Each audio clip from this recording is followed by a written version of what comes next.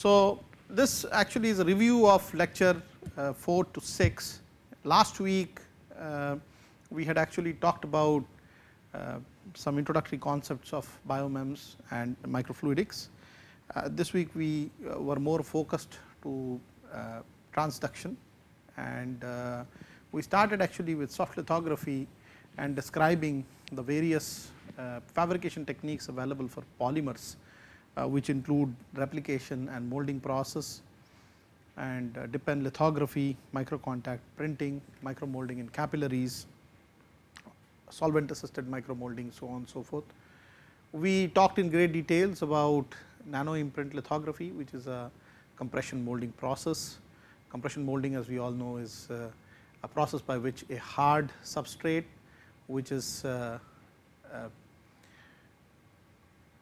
which does not vary much with respect to changes in temperature and pressure, is used to apply squeezing pressure onto the top of a thermosetting plastic material, and the plastic takes the negative shape of whatever imprints are available on the surface of this mold, and then the mold is removed. So, we also saw how this process is modified slightly at the nanoscale, where we use a shadow masking by PMMA and deposition approach of metals, followed by using those metal pillars or posts printed at the nanoscale resolution into another polymer, which is like a thermosetting polymer. And we also discussed how this process is very important for the semiconductor industry. We talked in great details about transduction processes, where we actually were concerned with electrochemical transduction mostly, discuss concepts from potentiometry, which is basically the measurement of cell potential at 0 current, and the potential varies as a function of the concentration of the analyte of interest. We discussed in details voltammetry, which is some kind of a voltage sweep technique, which results in the reduction or oxidation of different species which are present in the solution. So, this generates an idea about what the species are, as well as what concentration the species has, looking at the potential corresponding to the peak in the curve as well as the height of the peak. We get this process identically repeated for the oxidizing or the reducing species, and typically wherever there is a redox couple, we like to use this technique. We also talked about conductometry, where there would be a cell which is created and the conductivity of the solution varies, and the cell formulates one of the resistances in a Wheatstone bridge arrangement, and as the conductivity is varied, we can easily detect the concentration based variation of the conductivity by looking at the bridge balance. We talked in great details about basic cells, half cells and electrodes. Just sort of allow me to recall how we started when we looked into a piece of zinc dipped in a solution, and how the dual layer would come into existence. So, we typically looked into the metallic structure, the metallic bond, which is nothing but a sea of electrons going around positive charge centers, and we further went into that how the Brownian motion of the interfacing fluid would result in movement of a few ions into the solution, which would be a irreversible process, because the moment the ion is introduced into the solution, there is a tendency of the ion to get hydrolyzed, and there is a water monolayer which would prevent this ion from coming back into the electrode. So, there is always a separation, an insulating separation between this array of ions formulated just close to the electrode in a solution, as well as the electrode which is left over because of this ionic release. Okay. So, we talked at great length about how this process can continue if there is a redox couple which is put in, and discussed the various properties of this small layer which would be as small as a few atomic diameters, mostly about probably less than nanometer or tens of nanometers. And we also discussed about the intense electric field of the order of millions of volts per meter, which is available in this small layer. And the redox couple, if introduced by looking at two species, where one of them would be able to displace the other from its salt solution being placed higher in the electroactivity series, would tend to continue this process for a longer time, thus resulting in a deposition of metallic substance on the top of this process. We particularly discussed the case of zinc in copper sulphate solution, where there would be a brownish layer of copper deposited on the top of the zinc surface, and it would be a self stopping process.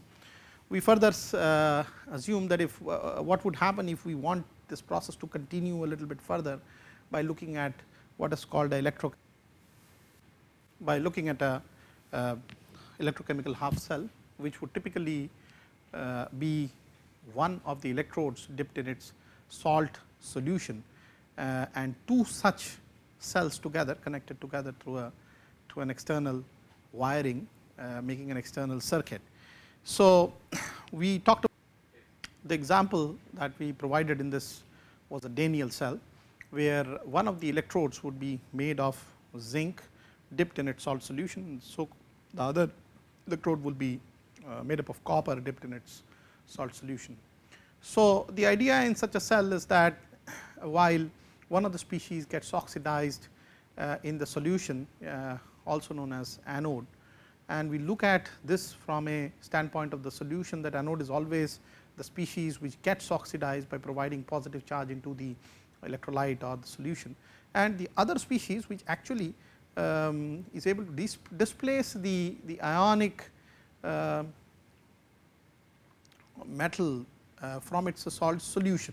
So, in this particular example, in the Daniell cell, you have copper and copper sulphate. So, this copper sulphate has the metal in the ionic state as +2 oxidation number. So, Cu is present as Cu +2, and the mechanism is such that this Cu +2 is able to get displaced from the solution and gets deposited back onto the electrode. So, in a way it is a cathode, because when we are externally connecting the anode which generates the electrons externally or in the external circuit, the electrons typically go into the copper side, which is the cathode, and these electrons are utilized for changing the oxidation state of the metallic copper, which is deposited on the top of the electrode by virtue of this electron exchange process.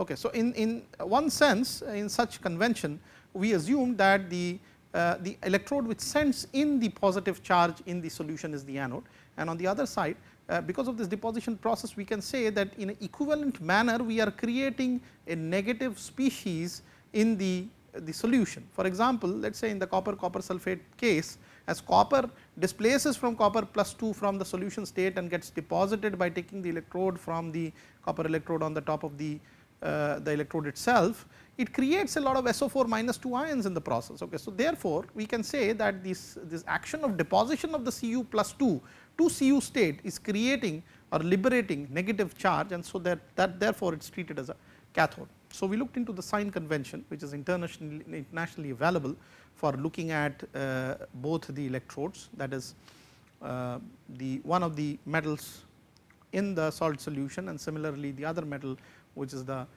cathode side in its own salt solution. And then we sort of made a relationship that the way that we choose the metals is on the basis of what is going to displace what from its salt. For example, for this purpose we look into the electroactivity series, where zinc is placed much higher in terms of its ability to displace hydrogen from steam or acid or water in comparison to copper. So, copper definitely is the species which would get displaced from its salt solution if zinc is added to, let us say, copper sulphate. Okay. So, in a way it is about estimating what is a good redox couple, which would be needed knowledge wise to formulate these two half cells. So, once the half cell is designed, we try to find out the potentials between different electrodes of this half cell, and here I would like to recall that we discussed not only the metal solution interface, but also case where we had the solution of two different oxidation states, for example, the ferrous and the ferric state.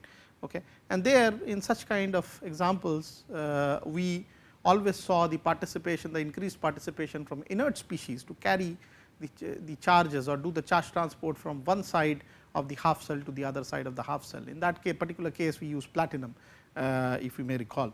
We also talked about some other form of electrodes like gas electrodes or insoluble salt electrodes, where particularly where we would use a species which is not dissolvable in water, like particularly we mentioned the case of using silver chloride as an electrode.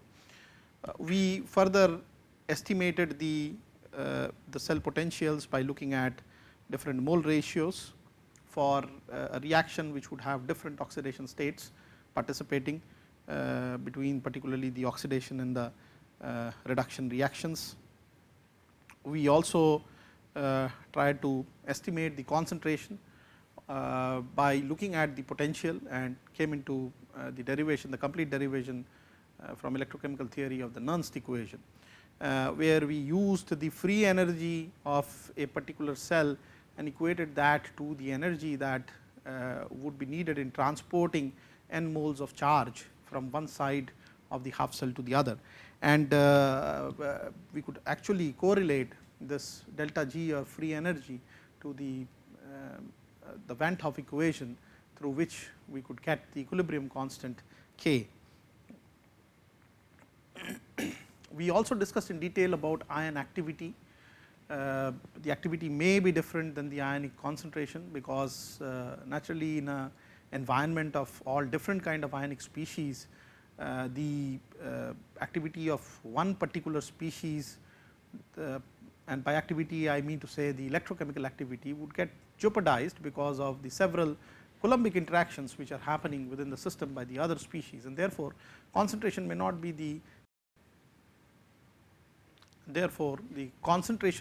exactly reflective of the ion activity. We in fact talked about finding out an activity coefficient, which is the factor which would have to be considered for getting a relationship between the electrochemical activity of the ion on one side and its concentration in the solution that we are trying to measure. We briefly discussed about ion selective electrodes, and particularly the agents or the materials which are available to make such ion exchange membranes, which would be contributing towards formulating the ion selective electrode. Typically we looked into an architecture which would be made out of let us say a polymer like PVC, which would be porous and also be able to trap some of these materials which are selective in terms of their response to different ionic species. Of particular relevances are the glass membranes, where we talked about chalcogenides, and we also talked about their ability to show high selectivity for single cations like hydrogen, sodium, silver, so on and so forth. We also described about crystalline membranes, particularly the lanthanum fluoride membranes, which would be highly sensitive to fluorine ions.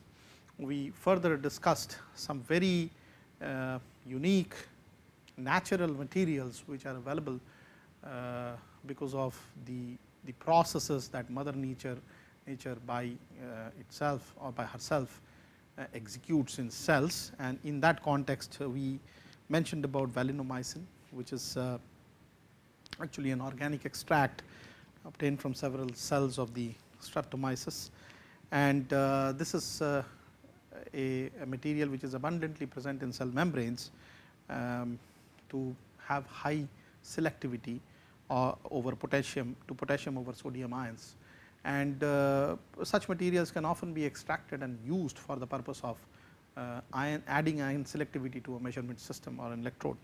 We also discussed about enzyme electrodes, particularly in case like that of glucose detection, where it would be very relevant to use an enzyme giving a recognition component to the analyte of interest over the several other species which are available in a solution. So, we discussed about the construction of how ISEs can be formulated by using polyvinyl chloride and trying to end cap a glass pipette, where there would be the presence of a wire which would do the electron transfer and would typically look like a half cell, electrochemical half cell. And we then discussed in details about the various aspects, practical aspects to formulate ion selective electrodes, where a majority of studies would indicate the solution preparation or the solution design as the biggest challenge for realizing ion selective electrode.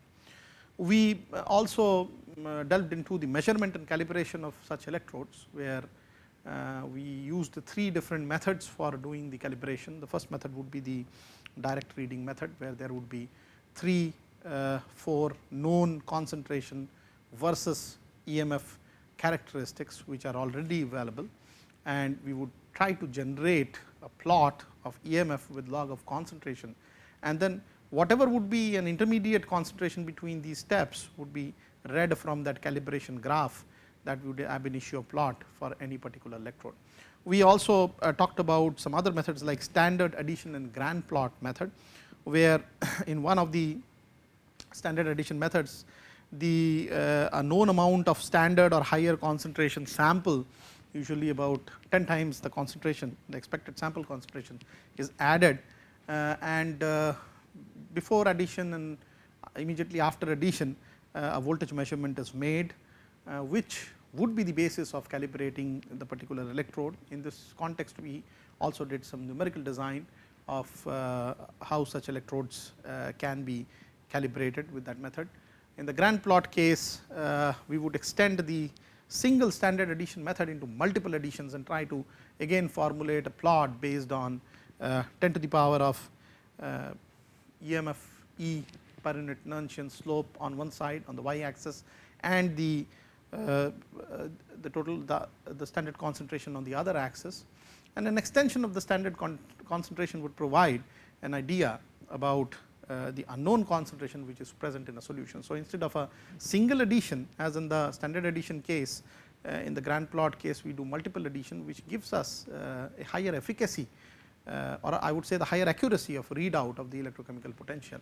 So, 2 things that a sensor designer, particularly in electrochemical transduction, needs to necessitate are: number 1, you have to design the solution very carefully, okay, and number 2, when you are talking about the calibration processes, the moment you have more number of reference electrodes and more number of calibrations like additions of solutions, etc., like in the case of grand plot, the accuracy of the readouts that eventually result would improve because of that.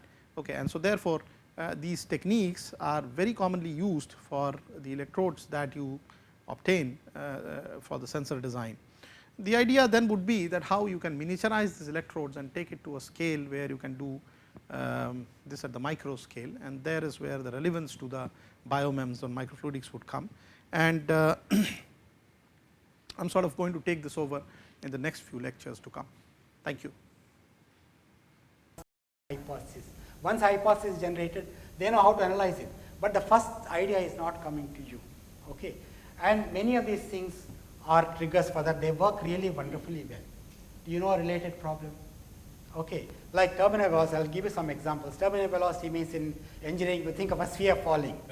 So, that will trigger the physical processes there, and those physical processes you try to apply to your problem. Then look at the unknown. Sometimes just looking at the unknown tells you somewhere you read something different like this. Okay, maybe that will apply.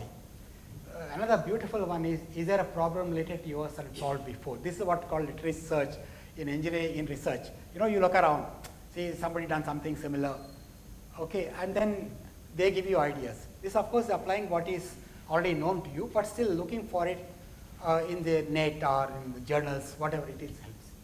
Now this is a really wonderful one. Can you solve a simpler version of the problem?